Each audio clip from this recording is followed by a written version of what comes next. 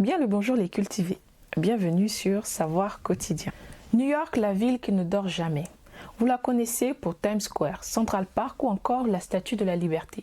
Mais saviez-vous que sous ces gratte-ciels se cachent parfois des vestiges incroyables du passé? En 2011, lors des travaux de reconstruction du World Trade Center, des archéologues ont fait une découverte stupéfiante. La moitié d'un navire du XVIIIe siècle, enfoui dans les sous-sols de Lower Manhattan. Comment un bateau a-t-il pu se retrouver sous l'un des quartiers les plus célèbres du monde? Aujourd'hui, on plonge dans l'histoire de cette trouvaille exceptionnelle.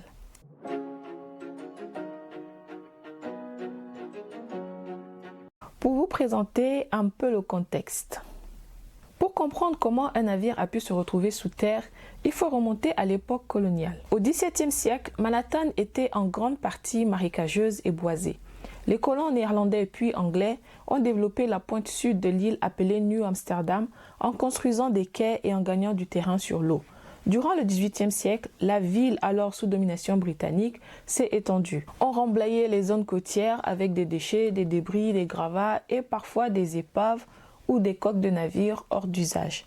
Ainsi, la rive de Manhattan a peu à peu avancé dans l'Hudson River, créant de nouvelles parcelles de terrain. C'est dans ce terre-plein artificiel que 2 siècles plus tard, les Américains édifieront les tours du World Trade Center. Après les attentats du 11 septembre 2001, un immense projet de reconstruction s'est lancé dans le Lower Manhattan. Les autorités new-yorkaises, soucieuses de préserver le patrimoine, ont fait appel à des archéologues pour examiner les sols lors des travaux de terrassement et de fondation. En juillet 2011, alors que les machines creusaient en profondeur pour poser de nouvelles infrastructures, les ouvriers tombent sur d'étranges pièces de bois assemblées.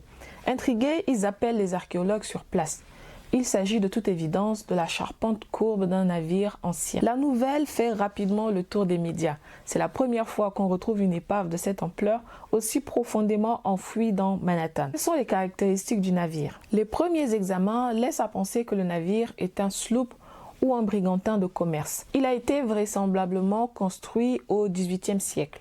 On y voit des planches tenues par de gros clous en fer typiques de l'époque. Les essences de bois identifiées grâce à la dendrochronologie indiquent un abattage d'arbres au milieu du XVIIIe siècle, souvent dans la région de Philadelphie ou dans l'entourage de New York. Les chercheurs soupçonnent que ce bateau transportait des marchandises sur la côte atlantique, reliant peut-être d'autres colonies britanniques avant d'être abandonné ou sabordé. Les analyses ont révélé également la présence d'insectes marins fossilisés et de coquillages incrustés dans les planches, preuve que le navire a bel et bien navigué dans les eaux salées de la baie de New York. Mais comment un bateau entier a-t-il fini sous terre?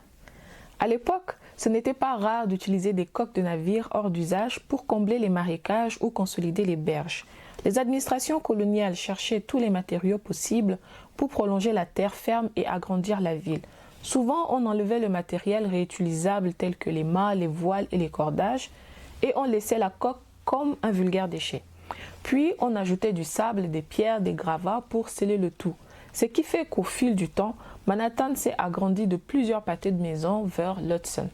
Le site du World Trade Center se situe justement dans une zone artificiellement gagnée sur l'eau. Pour dater précisément l'épave, les archéologues ont eu recours à la dendrochronologie, c'est-à-dire l'étude des cernes de croissance dans le bois.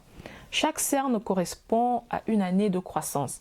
Et en comparant ces motifs avec des bases de données de régions connues, on peut déterminer à quelle date l'arbre a été abattu.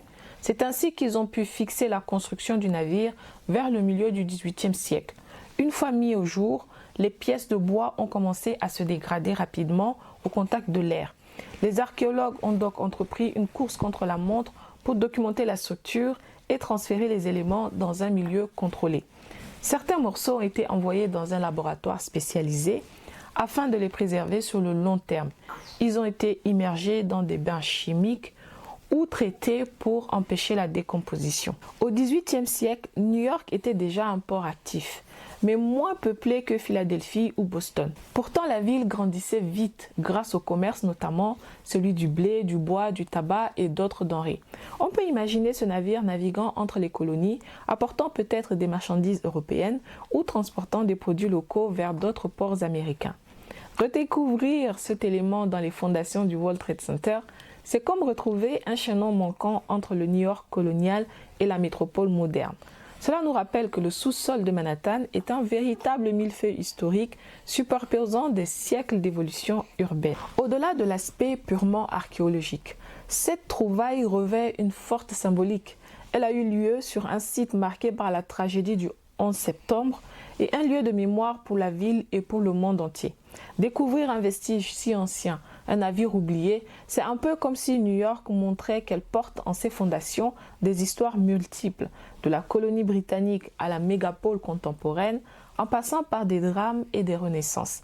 Cette épave est donc un pont entre le passé et le présent, nous rappelant que la ville a toujours su se reconstruire, s'étendre et innover tout en gardant dans son sol les traces de son aventure maritime. En conclusion, qui aurait cru qu'en redessinant les fondations du World Trade Center, on déterrerait l'histoire coloniale de New York? Cette épave du XVIIIe siècle raconte une époque où la ville ne ressemblait en rien à celle que l'on connaît. Enfoui sous des mètres de remblais, ce bateau est devenu un trésor pour les historiens, un rappel que notre passé n'est jamais très loin, même dans les endroits les plus modernes. Alors dites-moi, est-ce que vous saviez qu'un navire dormait sous Manhattan? Qu'en pensez-vous? Dites-le moi en commentaire. Si ce contenu vous a plu, n'hésitez pas à liker, à partager et à vous abonner surtout pour découvrir d'autres histoires prochainement sur la chaîne. Merci d'avoir regardé ce contenu jusqu'au bout. Vous retrouverez le reste des contenus de Savoir Quotidien sur www.savoirquotidien.com, sur YouTube, TikTok et en format podcast sur vos plateformes préférées. Je vous dis à bientôt sur Savoir Quotidien. En attendant, prenez soin de vous.